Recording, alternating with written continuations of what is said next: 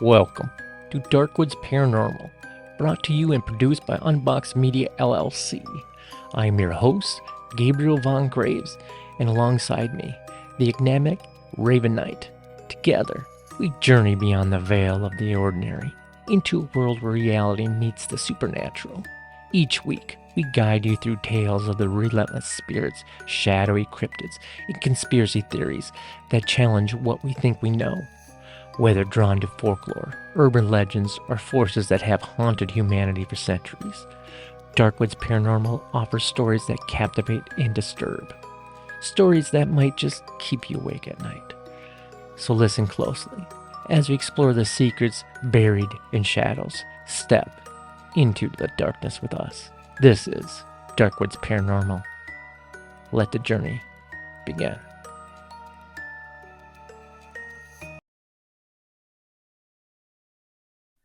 In today's episode of DarkWoods Paranormal, we sit down with Luke Sheree, a former bartender at Skippy's Bar in Barron, Wisconsin, one of the most haunted locations in the area.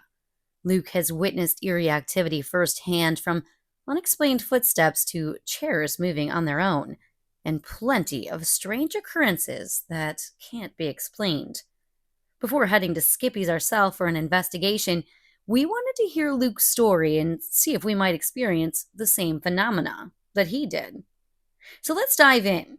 Here's our conversation with Luke Sheree from Skippy's Bar.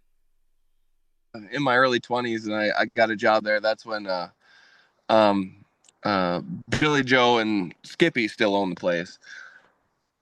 And I worked there for it was about 5 years. I was there. Just it was part-time work, but it was something 2-3 nights a week. I was there, Okay. and obviously, well, not obviously, but I mean, when I wasn't working, I was there anyway. So it was a good time. But yeah, I was in my early 20s, and um, Skippy's on the alley there, and then Okay. there's an apartment. Now it's an apartment building between Skippy's and all the way to Main Street is now, I believe it's a smoke shop, but that used to be an apartment as well, and that's where I lived. So I was living attached in the same building attached to the bar, Oh, basically. wow. But Yeah. you know, different location, same building. But yeah, it was um that was the layout at the time. I mean, it's old. It's old. It didn't seem like everything that happened just at Skippy's just happened at Skippy's. It was also happening in that apartment too. So that's I don't know if it was the building or just the history or what, but Sure. it was interesting. So yeah, I mean, lot of time there. I spent time. So I do want to ask you, like, before you lived in that area and also like worked at Skippy's, did you ever have any other paranormal experiences before any of this? I I did, yeah. My childhood home was an old farmhouse that the family had built back in the 1800s, and growing up, I never really thought much of it. It was just kind of something that happened. You saw stuff, people would, you know, that feeling at night where you feel like someone's at the foot of your bed, and like you hear the old house moving around and walking and stuff like that. And as a kid, it never really I didn't know any different. But later on in life, I my sister and I both ended up talking to my parents about it, and they were like, "Oh yeah, it was haunted for sure."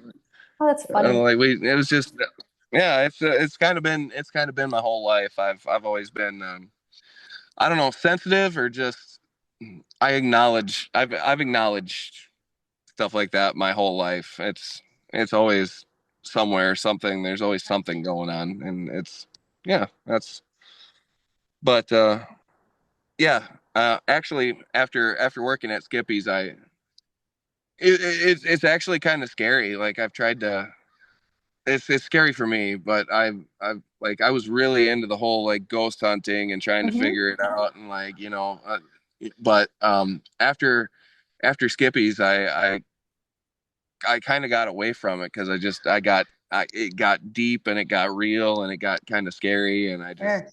I had to step away from all that. But um, yeah, it's absolutely, yeah, my whole life, my whole life. Your question, yeah. I have kind of a theory, a little bit of a theory about that. I feel like some people are just a little bit more sensitive to it. You know, that sometimes people are just more able, if they're more open to it, they're maybe more able to pick up on the things that are going on versus like people that are skeptics. They just are going to, Right. right away dismiss And it. that's kind of the thing too. I mean, if you're trying to ignore it, then you're not gonna find anything. If you don't believe in it, the skeptics and stuff like that, like they're Yep. not gonna see anything. They're not gonna. But I mean, when you open yourself to it and you know that it's like happening and it's around you, then that's when you start to notice it like all the time. All the time is right.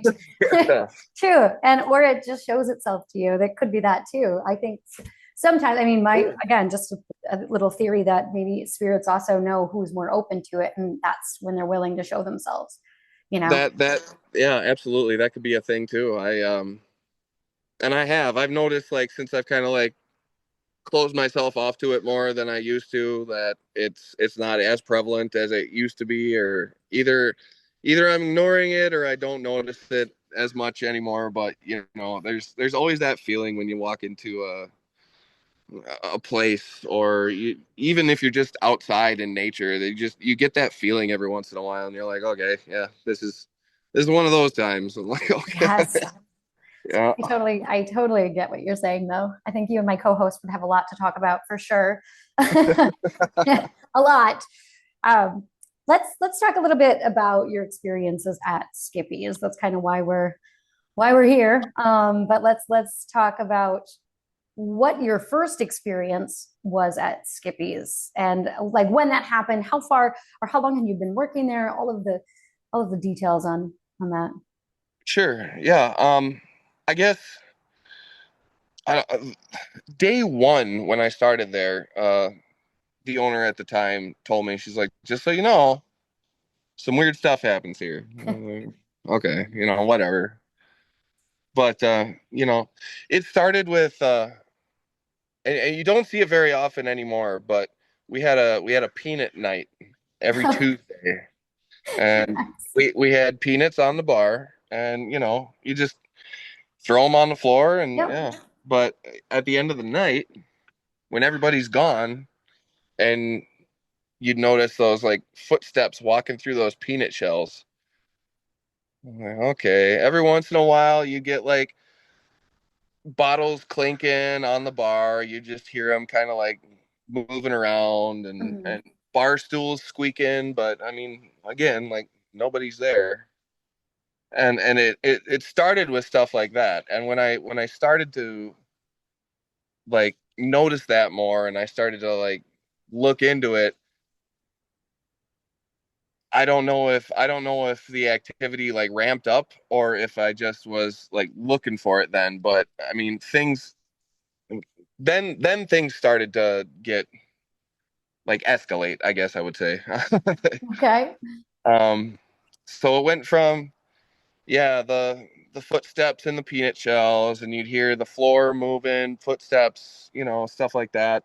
um the bottles clinking, the bar stools squeaking, stuff like that. And then I started like actually seeing things. Like it'd just be out of the corner of your eye, just a quick, you know.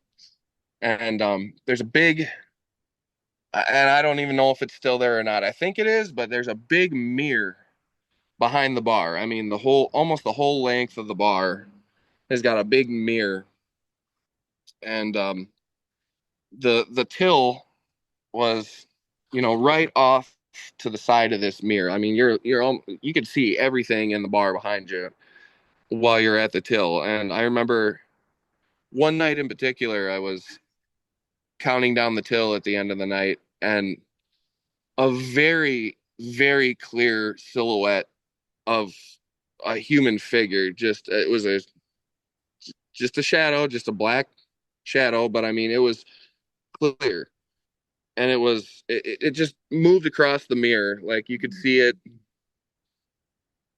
on the other side. Once you get in there, you'll understand. But on the other side of the pool table, you saw this shadow move. Just and it wasn't like the walk, where you see people like kind of bouncing their step. It was that just Mm-hmm. that is probably one of the most prevalent experiences I've ever had as far as like visually. That was that was something that actually kind of shook me that night, and I was like, well, now it's for whatever reason, like now it's real. you know.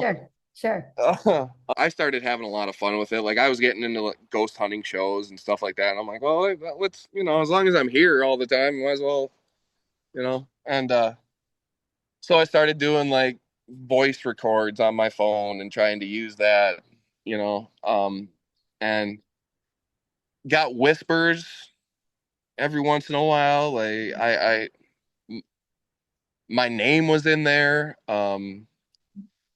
There was just different words that you couldn't quite make out, but I mean, you could hear whispering in these recordings. Um, and so then I got to the point where it's like, okay, like I need a little more validation. So I started after the bar would close, I would just a couple of us, it'd be like two or three people. I'd be like, can you just hang out with me and like we'll do this for like a half hour and see what happens. And um so we do these little like after bar ghost hunts. There's whispering, you'd hear sometimes like music.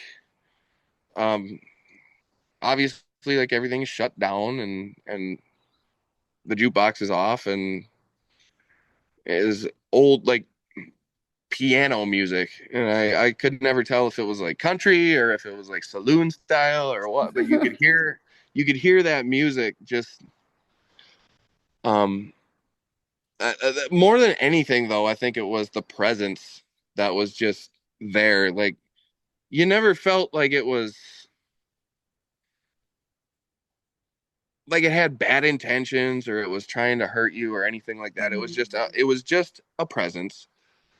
um the only time it ever seemed like it was any kind of malevolent was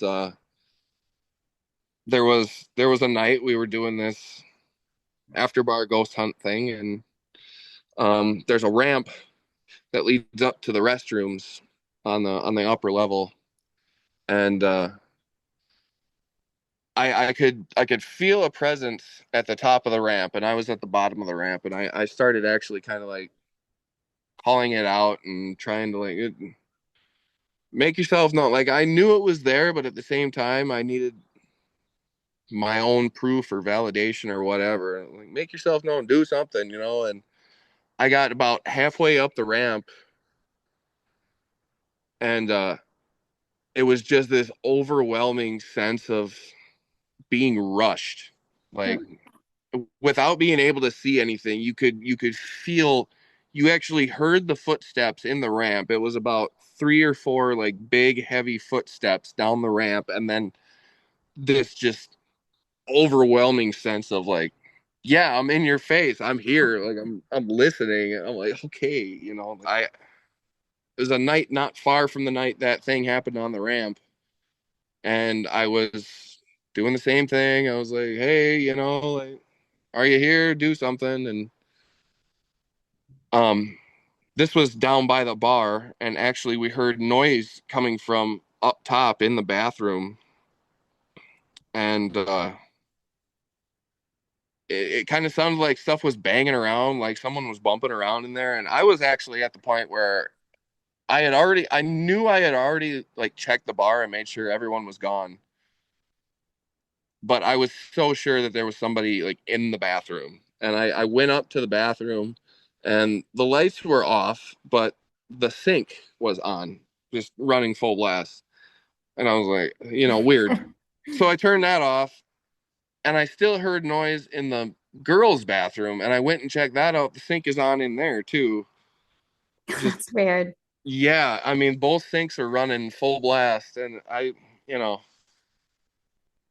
I, again, like I do feel like I brought it on myself. You know, you start challenging. Soon after that, every once in a while I started to get scratched. Like it just that hot, really Uh-huh. hot. It was it would happen on my neck and my like lower back. And that was the only two, like it was the back of my neck and it was my lower back, and it was happening. Like it was definitely happening. And Hmm. I got to the point where I was like, all right, maybe I'm actually starting to piss this thing off, you know, like I gotta like step away from it and stop. And I like totally I quit the ghost hunts and I quit calling it out and I quit doing stuff like that. And at this point we had actually moved from the apartment. Again, like things are happening in the apartment too. You'd smell like smoke or perfume and things would move. And we had a 3-year old at the time, and he was always talking about seeing somebody and Mm. talking to them, and toys moving on their own and starting to, so this is all happening all the time. I mean, it's like it's almost 24/7. And You're we not catching eventually a break. right, yeah. Yeah. Yeah. So we eventually move, but not far. It's down the alley, a few blocks away, and we moved down there, and things are pretty mellow for a while. Obviously, you know, you still get the random things that are happening at the bar, but nothing was happening at home, and that until I stopped like doing my hunts and my stuff like that. And then whatever was happening at the bar started happening at this location too. And then Mm. this is only a few blocks down the alley, um, across from the bank, down that alley. And it was the point that I had to like completely walk away from everything was when we had a little baby girl at the time, infant, in her crib, and she woke up just screaming and crying one night, and we put her back to bed, and the next morning she had scratch marks on her little legs. And that's when I actually was like, okay, you know, like I've gone too far with this, and it's too Yeah. much.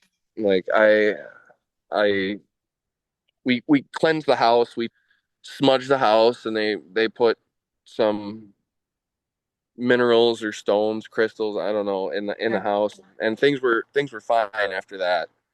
And I've never really dug into ghost hunting since, but that's when that was the time. It's like when your baby's getting hurt because of what you're doing, Yeah. that's what freaked me out. So, but I Wow. in my mind, I know like the whole reason for it was attention. I really do feel that way. Like whatever's there, I gave it so much attention for so long, and then I stopped, and I think it hurt its feelings. I guess there was a female presence, and there was this semi-aggressive male presence that was there, and I never did figure out exactly what followed me, but Hmm. there's I, I really do feel like there are multiple entities in that building, and I never did get answers that I was looking for. I never got I never got a name. I never got a year, anything like that. I never did I never did figure it out.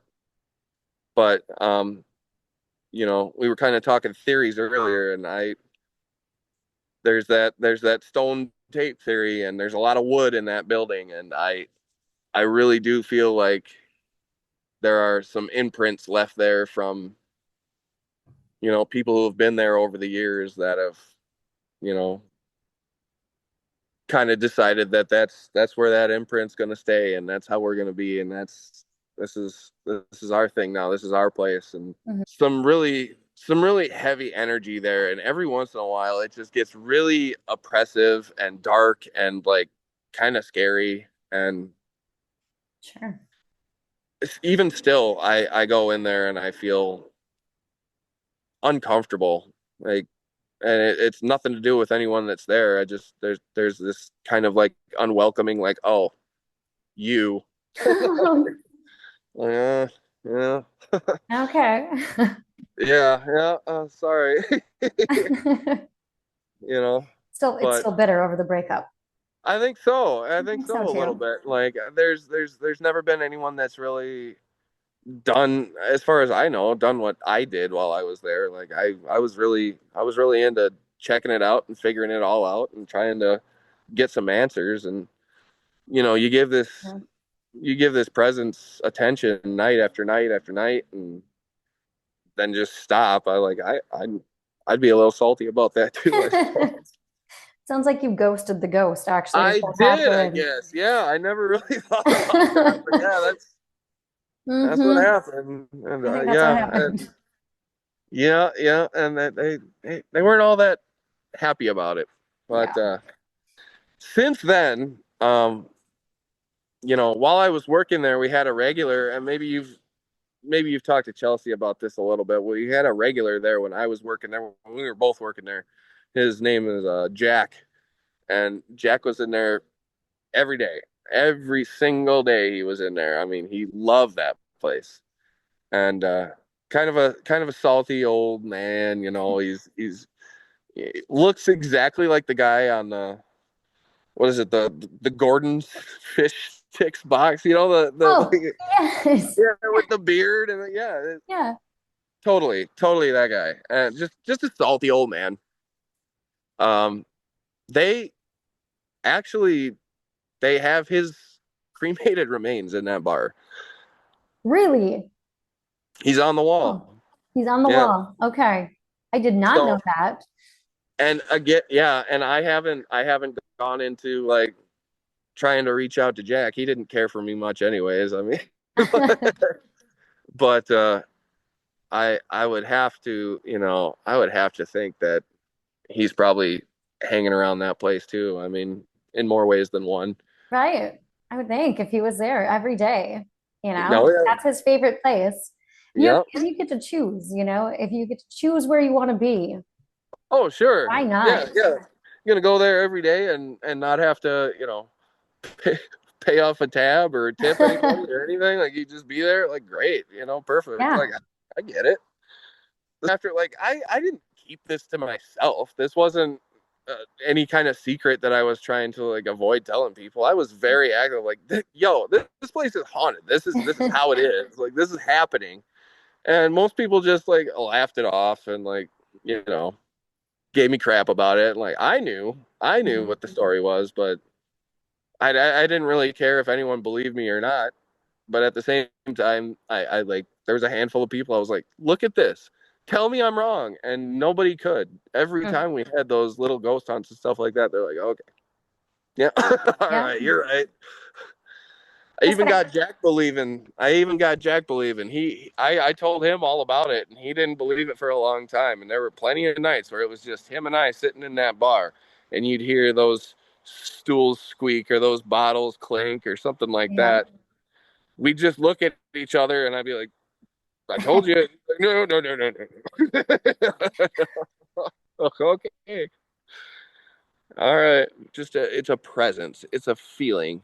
Hmm. But every now and then you get these little physical manifestations that you hear a voice or you hear a whisper or you hear stuff moving or stuff does move. And um it's exactly like I was telling you with Jack. It's one of those things where you just kind of look at each other for a second like, did you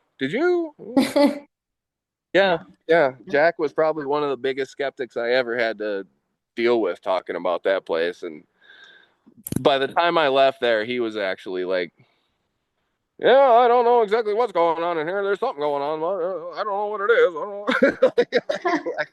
What time of the night did you realize, or what time of the night was more of an active time that you would say? um, I guess just for me personally, it was that after bar time, and I don't know if it's just because it's quiet in there, and it just makes that big space so much easier to hear these things or notice these things, or like it less distractions, less activity going on, physically inside the bar, so you can actually experience these things happening outside of the living. You know what I'm saying? Like, Mhm.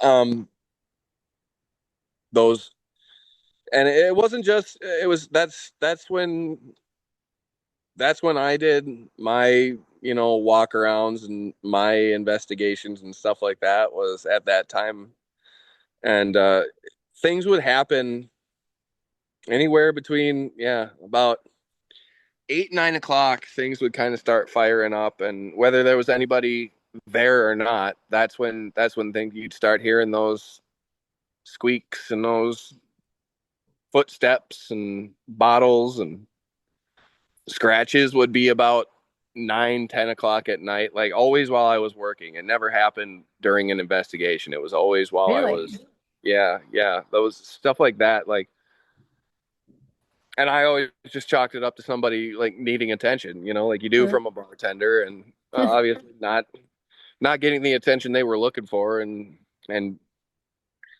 just making it known, like, hey, I'm here too. Like, I know. Once work's done, and I would say it just out loud. Like, once I'm done with work, I'll talk to you. It'll be fine.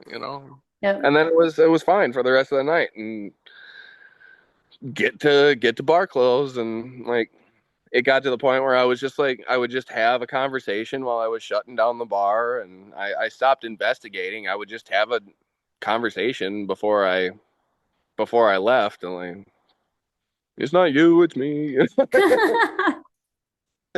Oh, you I know actually feel bad for this ghost now.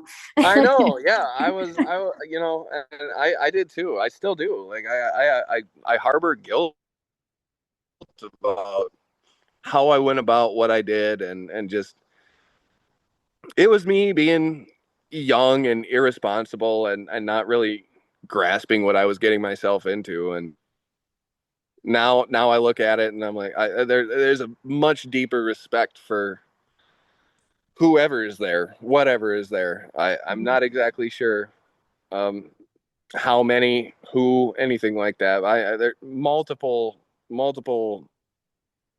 personalities, I would say, depending on the night you would encounter, and I never got to figure out who it was or what they wanted or how to help them, and I I just kind of walked away, and I don't know that anybody has ever given anyone there that kind of attention before or since Okay. that I'm aware of.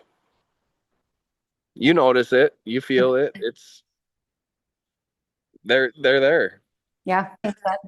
It's so goofy how that stuff happens sometimes. Like, and I do understand why people are skeptical and so dismissive about that stuff too, because when it happens, you're like, did I see that? Hmm. Did that happen? And where most people will be like, nah, in life, I'm like, I saw that. Totally. That happened. And some of it you can. I mean, some of it you could just be like, okay, well, that was just my mind playing tricks on me. It's dark or whatever it is. But there are certain things like scratches, for example, that you can't ignore that. That's Hmm. pretty Yeah. apparent. Yeah. And that was between the bar and the apartment down the street from the bar, the same building. It's all attached. I I have not experienced scratches like that. One, maybe two times since then, but never like I did when I was living there. Wow. Are in, what did you say, 2000? Yeah, it would have been about 2017, 17, 18, probably something like that.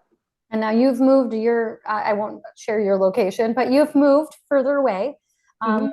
and into a different space. How are your experiences now? Have you still had experiences after all of this? Rarely, Okay. rarely. I mean, it again, it's just one of those things. Like to me now, I notice things when I go places. It happens.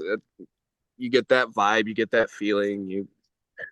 But scratches, like physical stuff like that, nothing crazy. Every once in a while you'll see that shadow or something will move or something will bang somewhere. And okay, fine. but Okay. but yeah, nothing Not the nothing same. wild, nothing crazy. No, no, Okay. just feelings, vibes, stuff like that. And Okay. it depends on the place. I mean, here at home, not much, not much at all. Um, I think a year or two ago, I was in South Dakota, that big statue in South Dakota, and we kind of walking along the hills there, and I was very, very overwhelmed while I was in those hills. And Oh, really? yeah, yeah, the Alamo in San Antonio was another one where I was like, oh, gotta, Yes. I gotta get out of here right now. This is too much. So And we yeah, We did an interview with Bob, the owner of Shaker's Bar in Milwaukee, Shaker Cigar Bar, which was really, really fun to do. And talking about all of the experiences that they have there. But he was saying kind of the same thing. There are certain locations that, and it could just be, he has a lot of experiences too. So there are certain locations though that you just go to, like the Alamo. That's why I was like, oh, I'm pretty sure he mentioned that too.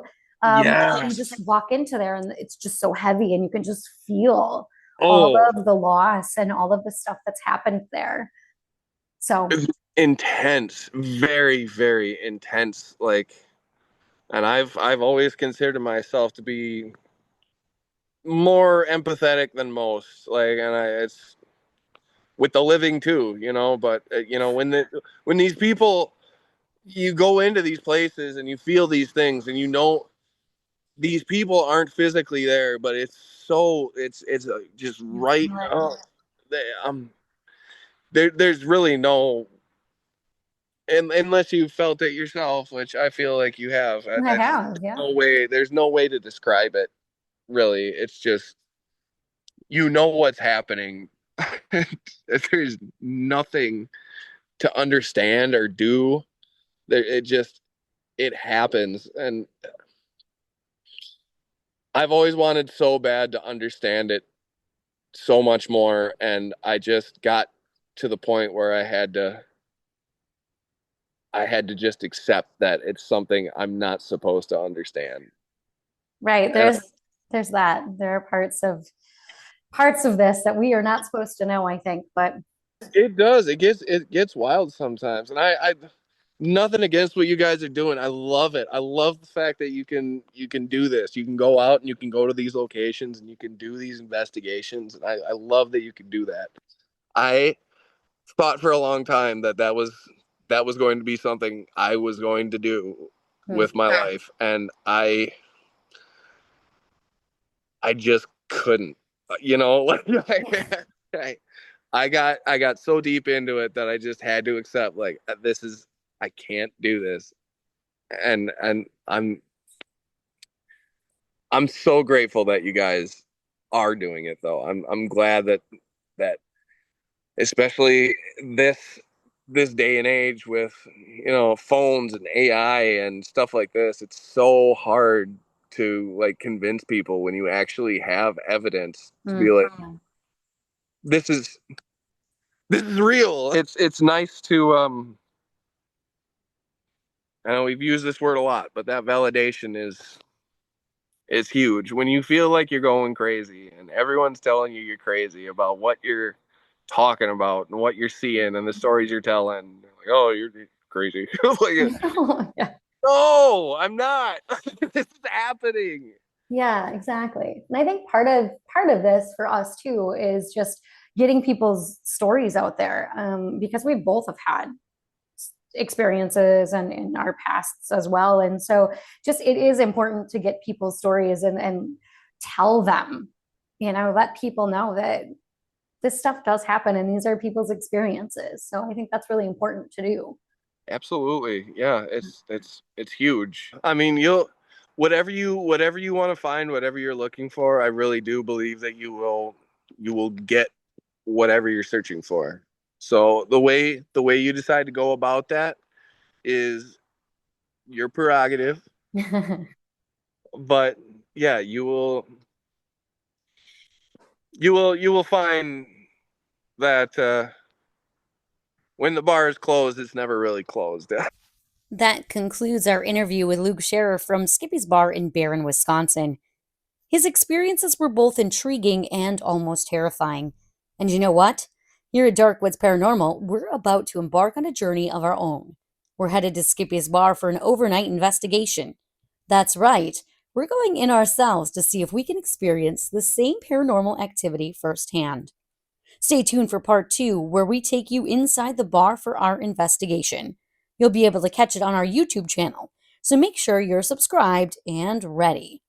And hey, if there's a haunted location you'd love us to check out, we're not scared of ghosts, and we're definitely not scared to travel. Send us your recommendations. Or if you have your own paranormal story to share, reach out to us at darkwoodsparanormalpodcast@gmail.com. We'd love to hear from you. New episodes of DarkWoods Paranormal drop every week, so be sure to follow along. Until then, stay curious, stay aware, and stay safe out there.